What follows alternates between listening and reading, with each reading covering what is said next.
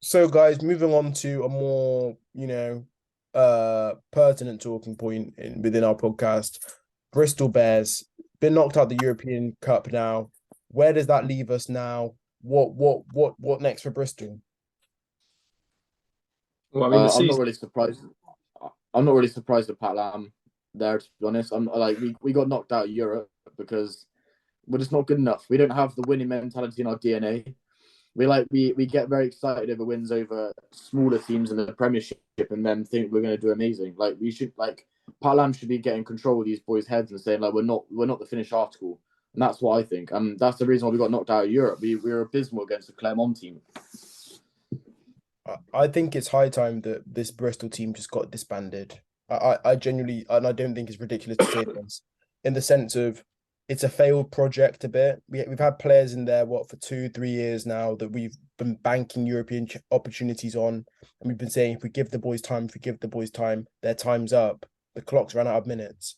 We have young players in there that I think should be getting time. You know the names. And I don't think this experiment should continue any longer.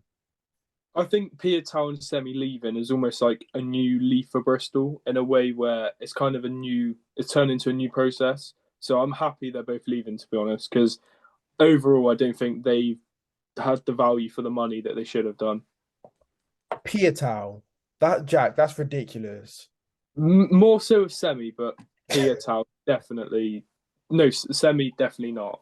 But the Deadwood is still at the club. Piers O'Connor. We get rid of Redrada. You know what we're gonna do? Let's give Piers O'Connor a contract extension. It's ludicrous to me. It's absolutely ludicrous. And Taddy, how many Max Heath would you take for one semi-round Drandra?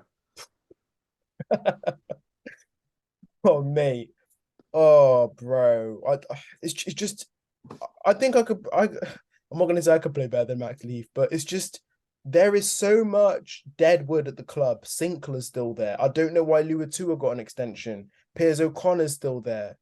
All right, well, you have named some of the best players Yeah, there. Sinclair and two are like two players that I would actually keep there. No, Jack, Sinclair's deadwood. He's deadwood at the club.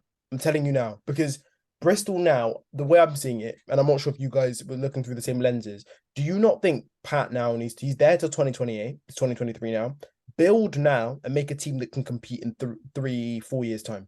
There is no point even attempting to compete because Harlequins, Leicester, Saracens, and Sale will be better than us. Bath, maybe, will be better than us for the next 3 years. I honestly think it's finished now. You know what? Pat Lam could still find a way to bottle the Premiership with that 2015 All Blacks team at Bristol. Like he is that much of a So bottle job. Kieran, what do you think is the main problem? Do you think the main problem is Pat Lam, the squad, how it's run, the players, sort of how Pat, they get injured, their management? I'm What do you not. think's I'm not going to put it all on Pat Lam because there are some players there, like Taddy said, that are just dead wood. Like who would a you call player that deadwood like at doesn't Bristol? get. Stop prodding me to say answers. I'm just saying that players that I think have like achieved and not getting as much recognition as someone like Jan Thomas. He comes off the bench, right? I Yeah. slated him before, but when he comes off the bench, he is very, very good, and arguably sometimes even better than Genji when he comes off the bench. And that isn't stupid to say. That's not Like he is, ridiculous to he say is at all. like, and it proved against Clermont when Genji was off the ball, and Jan Thomas came on, and he delivered like he has been all season. So like, there's a lot of players that just need to go. I mean, Brian Byrne, I don't know how he's got a contract. Like I'd rid of players like him. Rohan, just offering an outside perspective as a Bath fan. I know you're reveling in the new signing of Finn Russell. Do you feel threatened by Bristol looking at their prospects for the next 2, 3 years, or is that now a fixture that you look at and go, you know what, like that's a tasty game for us. Like we'll eat them. Well, put it this way, I'm expecting from now on every time we come up against Bristol, we get a bonus point win, and Bristol get nothing. That's my expectation now as a Bath fan coming up against Bristol, Home and away. home and away. Yeah. That's fair. I think it's just Bristol's just embarrassing if I'm being honest. I mean, you pour so much money into the team and Mm. you've accomplished nothing. Like nothing of real value. I know they won the cup, but it's not even the good one. I So it's feel like like I feel like you guys do have to recognize the fact that they have been very unlucky with injuries. I don't know if there's something wrong with their training or their player management, but but they have been very, very unfortunate with players like Radrada, Piatau, Thacker, just getting like repeated injuries. This is what I mean Rohan, by dead. This is what I mean by dead wood, right? So if you get injuries like Piatau and Randrandra, all that, right? You've got a squad of like 40 to 50 players, yeah. So that's what I mean by dead wood. Those are the like outside the 23. You've just got dead wood players that can't step into a role and do the same job. Pat Lam talks about this system that he always brings in that like players can come in all the time and they can still do the same job. You're never going to replace players that get injured, and it's been proven over the last the last season. The moment we get an injury, it all goes out the window. So like that's what I mean about dead wood.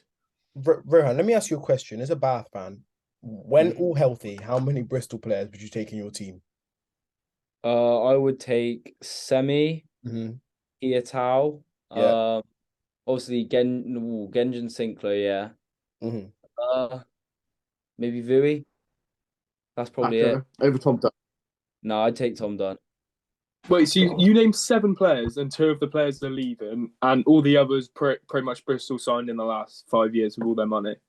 I mean, it just goes to show the shambles. Like, they have no talent they bring through, and when they do, they just don't play. Like, Ewan Lloyd, he's sat on the bench every week, but he never actually starts. It's just like, It's I don't get crazy to me that he was one of the hottest young prospects.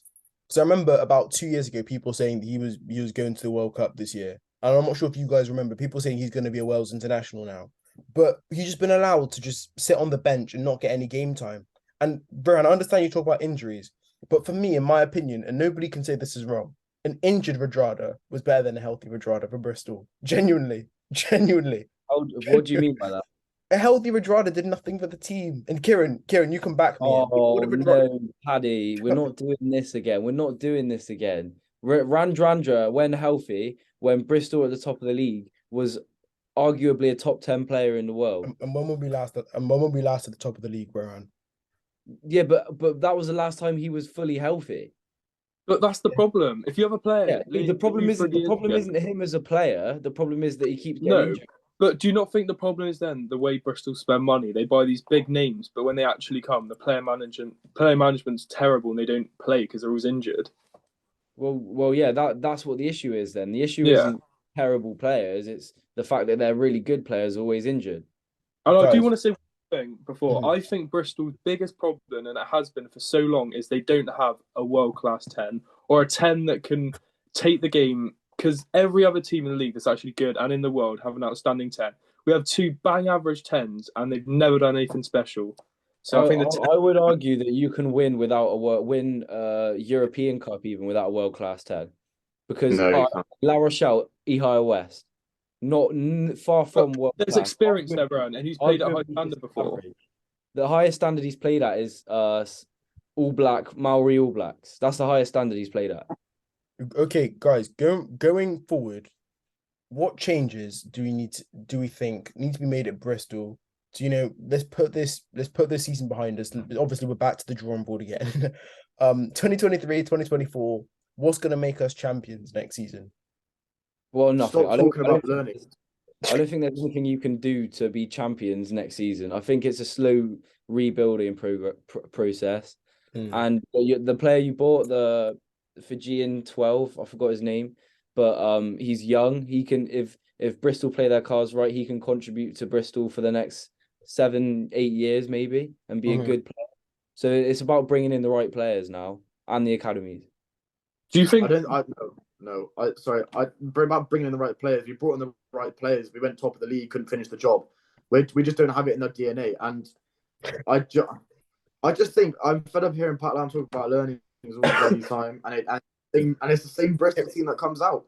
But I'm going to keep saying it because it is the same Bristol team that keeps coming out. Do you think the culture around Bristol is just too nice? It's not ruthless. There isn't a culture, Jack. There's no culture. There's no culture. There's a big issue in rugby about not being enough, like being ruthless enough, right? You compare it to like another sport, right? Like football, for example. If you're not cutting it, you get stripped. You're off the team. Bosh, sit on the bench. Yeah.